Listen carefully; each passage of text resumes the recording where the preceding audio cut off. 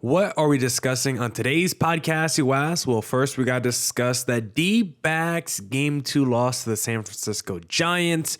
Then we got to grade the Dbacks trade deadline because they made a flurry of moves, but how do those moves stack up to the rest of the NL wildcard race contenders? Discussing all that on today's Locked on Diamondbacks podcast.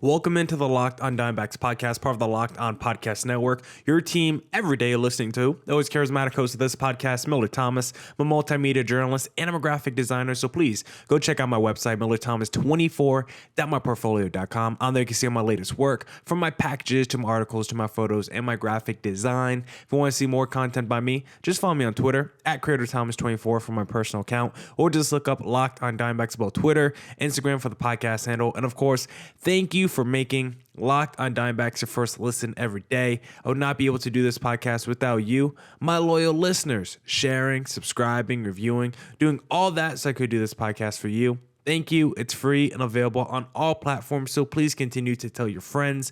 One of those platforms is YouTube, so please hit subscribe on the Locked on Diamondbacks YouTube channel. And before we start today's podcast, this episode is brought to you by eBay Motors. This episode of Locked on Diamondbacks is brought to you by eBay Motors. A championship team is about each player being a perfect fit. Same with your vehicle. So for parts that fit, head to eBay Motors and look for the green check. Stay in the game with eBay Guaranteed Fit. ebaymotors.com. Let's ride. eBay Guaranteed Fit, only available to U.S. customers. Eligible items only. Exclusions apply.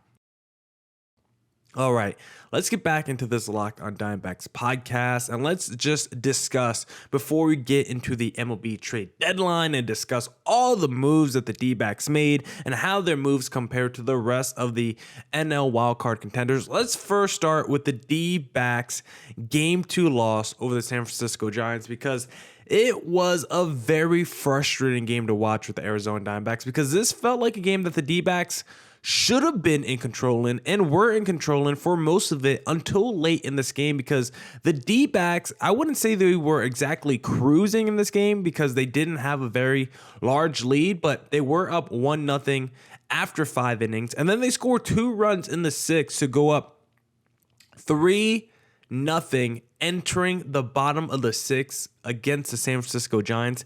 And what did Zach Gallen do? Did our ace, the guy that people still believe should be the Cy Young frontrunner for this season, what did our ace do in that situation after back-to-back innings where his team put runs on the board? What did Zach Gallen do? Well, he didn't go out there and have a shutdown inning, and that's been my issue with Zach Gallen all season. Feels like as we get later in these games, and when the D-backs score, it feels like Zach Gallen, for some reason, reverts to a guy that is not his usual self. I feel like whenever the D-backs score in like the 5th or 6th inning and then Zach Gallen goes out there the next inning, feels like he matches the runs that the D-backs just put on the board. And it's very frustrating to watch because this is someone that we've seen have scoreless streaks for over a month, and we know he is one of the best pitchers in baseball. But over his last, over his last 2 months, he's been solid. He's had a lot of outings like the one he had against the Giants where he looks dominant the first 4 or 5 innings, but then that 6th, 7th inning, maybe things go a little awry, or maybe he just has one bad inning in his outing, but he still eats a lot of the innings. He still throws a lot of pitches. He'll still go 6 or 7 innings deep in the ball game, but it's not exactly peak Zach Gallen dominance in those innings. It's been so weird to watch, and hopefully with a Merrill Kelly back, that could put a little bit less pressure on a Zach Gallen, but I do not know why he is struggling so much recently, just especially the home runs. Like, that's been the biggest issue for Zach Gallen when you look at the recent trends with him, because Zach Gallen is someone, those first dozen starts of the season, like, was giving up no home runs, command absolutely perfect, rarely walk guys. But now you look at Zach Gallen recently, gives up a little bit more hard contact than you would want.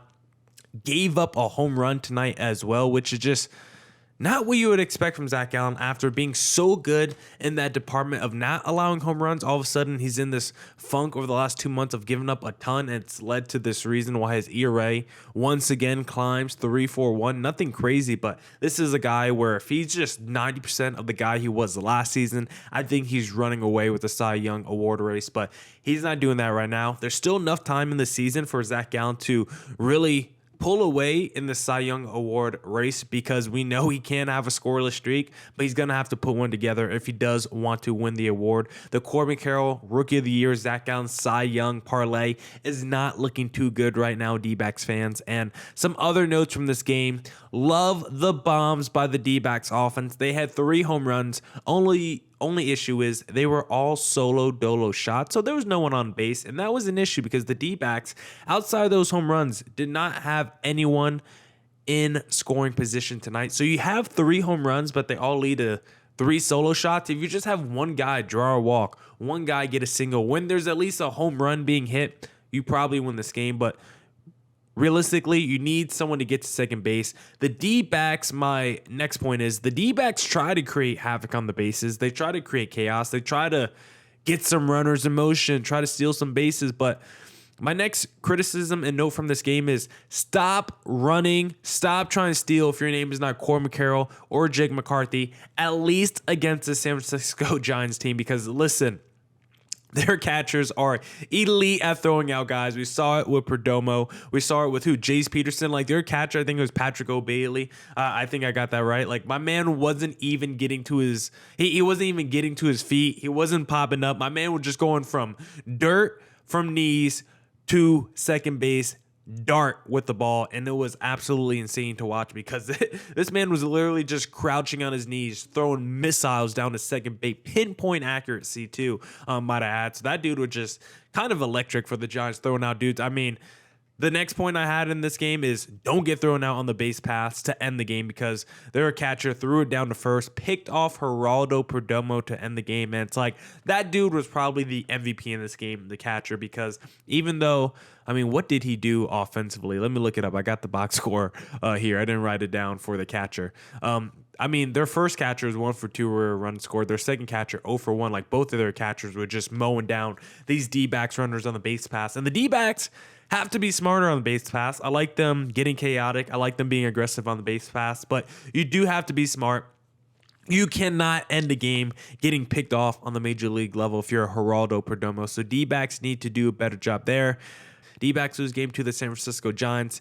Zach Gallen, where are you at? Where is the real Zach Gallen? We want the guy that we saw in 2022 back in the fold because that dude was electric and that dude would be running away with the Cy Young Award race right now. I got the bobblehead right here for the YouTube stream of when Zach Gallen had 44 and a third consecutive scoreless innings. Let's get back to that Zach Gallen because if the D-backs get that, Zach Gallen with Merrill Kelly, and now you add this revamped bullpen, yeah, I think the D-backs can make noise down the stretch of the season, but it's going to start with this series and the rest of this month because, as we said on yesterday's podcast, tough stretch in the month of August. A lot of NL West and NL wildcard contenders that you have to face off. The Giants 4-game series. So far, you split the first 2. D-backs kind of not desperately, but they very much need the last 2 games in the series, and hopefully the D-backs can steal the last 2 games in the series.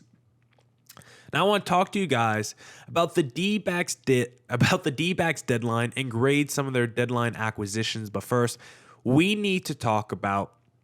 I think I was looking at the wrong day for my ad reads, but that's okay because it's still the same ad that we have to read anyway because we are going to talk about Sleeper, y'all, because I absolutely love this app because if you want to win 100 times your money on daily fantasy baseball, Sleeper is the best app to do it because you could pick a player and then pick a stat, a prop for him to do. You could pick multiple players. Like I picked Corbin Carroll and Shohei Ohtani to hit a home run, and maybe I win, maybe I don't. Obviously, it didn't hit in last night's game, but that's okay. But maybe you'll hit when you open up the Sleeper app. And the great thing about the Sleeper app is it's not just for daily fantasy baseball. You can also use it for your fantasy sports, because when football season rolls around, I use the Sleeper app for my Dynasty Fantasy Football League. Keeps track of all my players, all stored right there in the app. Rookie draft, everything. It's fantastic. Sleeper is a fantasy sports plus real money gaming app focused on bringing people together through sports and gaming. Sleeper has become the fastest organically growing fantasy platform in the world. So use promo code LOCKEDON and get up to $100 match on your first deposit. Terms and conditions apply. See Sleeper's terms of use for details. Currently operational in over 30 states. Check out Sleeper today. And don't forget to catch every Dbacks pitch on the hometown broadcast when you download the Sirius XM app and search up Diamondbacks. Now let's get back into the Locked on Diamondbacks podcast, and let's grade the Dbacks trade deadline. We'll go through all their acquisitions, assign a grade to each trade, and then assign an overall grade to the trade deadline for the Dbacks. First trade we'll talk about was the one that got in right in the nick of time. Dbacks acquire outfielder from the New York Mets, Tommy Pham, for cash considerations, and minor leaguer Jeremy Rodriguez, who is only 17 years old, a young man. And I had to give this grade an A this trade a grade of an A, because I thought this was a really savvy move for the Dbacks. They acquired someone who is a little bit older, a veteran, but having a really fantastic season, and you really didn't have to give up much for him. Tommy Pham historically is a guy who crushes left-handed pitching, but this season has been very evenly balanced. I think he's got, a 255 average and a 532 slugging against lefties, and a 277 average and a 431 slugging against righties. And on the season, his slash line is 268, 348, 472. But over his last 3 months, he's got a 500 slugging with a 286 batting average. So Tommy Pham has been really good over the last few months, and he's just another guy that adds positional versatility when you think about the platoon advantage for the D-backs, because Torey Lovullo loves the righty versus lefty matchups and doing all the cross matchups and everything. So I was just thinking about lineups that the D-backs can now throw out there. Like if there's a lefty on the mound, are you going to go Gurriel, Carroll, Pham, Emmanuel Rivera, Perdomo, Marte, Walker, Evan Longoria? A very righty-heavy lineup. You sit both McCarthy and Alec Thomas. You put Longo in a DH. You start Pham and Gurriel in your outfield. Maybe you do that. Pham is not the greatest defensive outfielder, also 35 years old. So that is a little bit of a concern if you're the D-backs. And then if there's a righty on the mound, do you go Carroll, McCarthy, Thomas, your three youngsters in the outfield? I guess you could do Jace Peterson at third base. He's a lefty. I don't know if he'll stick with the D-backs on the major league level once Evan Longoria comes back. But then you can have Perdomo, still a shortstop, Marte, Walker. And then I think you just choose for your DH between the Longos, the Phams, and the Lords Gurriel. Maybe whoever's hottest at the time. You still got Nick Ahmed too. Still got Kyle Lewis as options as well. So I just love the D-backs, their depth of options when it comes to both lefties and righties. And Pham is a guy who, at least this season, has been pretty evenly split on both sides of the plate. Didn't have to give up much for him. I think this is an A trade by the D-backs. And I think upgrading the outfield it wasn't a priority like the bullpen or the rotation, but sneakily, I think it was one of their weaknesses, because statistically, the McCarthys and the Thomases haven't been great this year. So getting another guy who is just performing well, I just think is overall very smart for this D-backs offense. This trade I thought was kind of weird. D-backs and Brewers made a little swap. D-backs send Andrew Chafin to the Brew Crew. They get back Peter. I don't even know how to say his last name. Strzelecki. I'm just going to call him Peter for the purpose of this exercise. And I gave this trade a grade of a C+, because I would have preferred just to keep Andrew Chafin, a veteran, also controllable through next year. Meanwhile, Peter is just a rental. Chafin is also like the all-time appearances leader for the D-backs. This is someone who's had a really good career. It's just someone that I probably trust a little bit more. His ERA is a little bit inflated by a really bad outing he had against Atlanta. But I do think Chafin is still solid. And I think by the end of the season, he'll probably have a 3.8 ERA and just look fine. The guy, Peter, that we acquired from the Brewers, he is kind of interesting. I don't hate the move. Kind of a roll the dice upside play.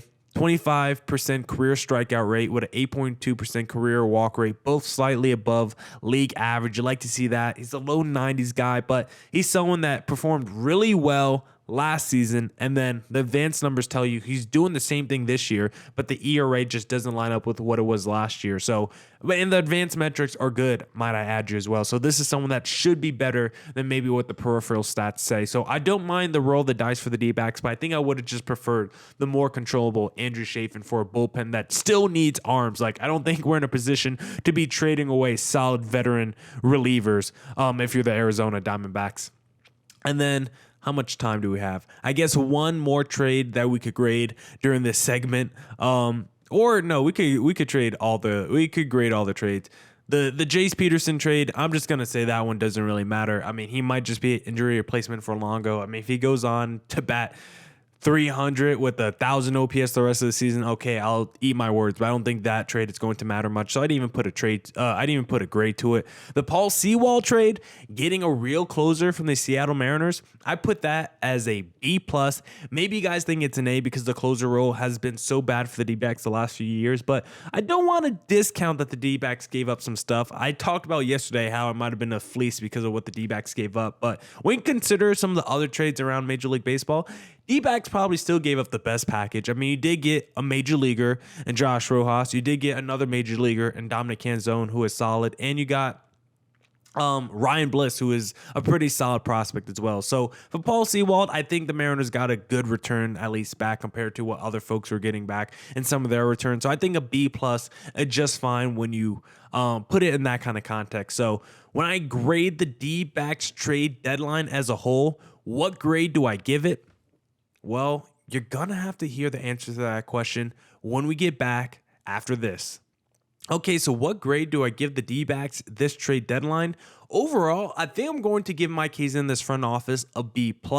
They still didn't get me a starting pitcher, which I think would have taken this grade to an A because I still think that rotation depth is super thin. And with the guys like Zach Davies and then Tommy Henrys going on the IL, even the Dre Jamesons being out for the foreseeable future, you could look to the minor leagues for the D-backs, and like even the minor leagues are starting to get a little bit thin with the starting pitching depth. Slade Cecchini slotted to start, I think, the next game against the San Francisco Giants, who's going to be making his debut. So we might be seeing some rookies here soon for the D-backs making their debut as we enter the final stretch of the season. So I would have given the D-backs trade deadline an A if they were able to get like the Michael Lorenzen or the Erod type, but not able to do it. But still, I give them a B+ because you solved that closer issue with Paul Sewald. Hopefully, I mean, we've seen the D-backs you solve the problem before with the Mark Melancons of the world and even the Andrew Chafins of the world, and those options, I guess, haven't worked out. So hopefully it does work out with Paul Sewald, but at least on paper, that's a really good acquisition. Tommy Pham, I mean, we did that trade deadline draft with Javier Reyes either last week or a couple weeks ago where we drafted the players at the deadline, the targets who we think would make the biggest impact or the targets that we would prioritize the most on our list. And I think I took Tommy Pham with like my second or third pick because he was having a really good season for the New York Mets, and he was a guy that could hit from both sides of the plate. He's not a switch hitter, but was crushing both righties and lefties on the mound, I guess I should say, and just having a really good resurgent season at age 35. And the fact that the D-backs got him, I like that a lot. So I definitely think the grade is a B+ for the D-backs deadline. But how does it compare to the rest of the NL wildcard race contenders? Because I want to go through every acquisition real quick just for the NL wildcard teams and just compare it to the D-backs, because I think the D-backs can make an argument that they might have had the best deadline of any of these teams, but you guys can tell me if you disagree. The Dodgers acquired Ahmed Rosario, Kike Hernandez, Lance Lynn, and Joe Kelly. And honestly, like, those are solid moves. I would have been happy with a Lance Lynn, but also none of those guys. Oh, they also got Ryan Yarbrough. Like, yeah, those are all real major leaguers. The only issue is none of them are having a good season. So if those guys go over to LA and just suck, like, I wouldn't be surprised because they've sucked the whole year. Now, Dodgers fans are going to tell you once you put on that Dodgers blue, it doesn't matter what you did previously, you turn into an all-star. Maybe that's true. Sometimes it happens with the New York Yankees with some of their players when you don the pinstripes. We'll see if it happens with Dodgers blue, but they acquired a lot of underperforming players, and if those guys turn it around, kudos to the Dodgers. But as it currently stands, I'm not scared of anybody the Dodgers acquired. The Brewers got Carlos Santana. They got Mark Canha. They got Andrew Chafin. As far as I'm concerned, I mean, Andrew Chafin, like I said, I would have wanted to keep. Mark Canha, I don't have a lot of respect for, unfortunately. I mean, I have respect for him as a man, but I don't think he's that good of a ball player. He's not someone that I ever fear. And Carlos Santana is 37 years old. So when I look at those acquisitions on paper, am I scared of what the Brewers did? The Marlins, this is where it gets interesting. Acquired David Robertson, who was high on my target list, maybe the most coveted reliever. They got him. They got Jake Berger, who, admittedly, I did not know who that was before doing research for this podcast. And Jake Berger, third year in Major League Baseball, might have had the quietest 25 home runs in less than 90 games I've ever seen, over at 800 OPS. Like the Marlins, we always say they just need offense with that pitching staff, and they just got someone who's going, 25 home runs in 88 games. I mean, was that over 162? Like 35? Like they got someone with 40 home run potential that no one even knows about. So I think that's a solid move for the Miami Marlins. And they also got Josh Bell, who's a major leaguer. Got Ryan Weathers. Not really into that move, but I do like what the Marlins did. The Cubs, they got Jeremiah Candelario, who is maybe the most coveted position player on the market. Also got Jose Cuas, who's a decent reliever. Giants got AJ Pollock and Mark Mathias. I don't know why they did that. AJ Pollock is washed. Padres, I don't know why they got in the game, but it was funny to see them getting active as AJ Preller does. Can't hate on a man who doesn't want to sit on his hands. Do love that about aggressive Preller. Rich Hill, G-Man Choi, Garrett Cooper, Scott Barlow. The Rich Hill, he's like 49. G-Man Choi, he's not doing much for me. Garrett Cooper's a solid little player, but he's like a platoon guy. Really, Scott Barlow, who's having a down season, but is a good reliever, was the only one I was like, dang, how come the Padres got him? Because the Dbacks could definitely use a guy like Scott Barlow. And then the Phillies added Michael Lorenzen. So when you look at all those teams and all the players I just mentioned, I do think Dbacks arguably got two of the top 5 players of any of all the players that were acquired by all these NL wildcard contenders. I do think it's arguable that the D-backs acquired two of the top 5 most talented players to their team, and a Tommy Pham and a Paul Sewald. So when I stack them up against the rest of the NL wildcard race, they might have had the best trade deadline. They might have acquired the most talent. It's all arguable. And they're still only a game back of getting in the wildcard race. It doesn't feel great to be in the position we are now, considering how good the D-backs were for the first 90 games, first 75 games of the season. But with some upgrades coming, with some reinforcements coming, hopefully the D-backs can get back on track. Toughest stretch of the season coming forward. D-backs need to start playing their best baseball, and at least they got some help on the way for the home stretch of the season. Now, that's it for this edition of the Locked On Diamondbacks podcast. Come back tomorrow for more Diamondbacks news coverage and insight. We'll be talking with Javier Reyes of Locked On Padres, drafting the trades that we think will have the biggest impact for the rest of the season. So come back for that. Thank you for making Locked On Diamondbacks your first listen every day. If you do listen every day, put hashtag everyday in the comment section on YouTube. Don't forget to catch every D-backs pitch on their hometown broadcast when you download the Sirius XM app and search up Diamondbacks. And as always, stay safe, stay healthy. Doses.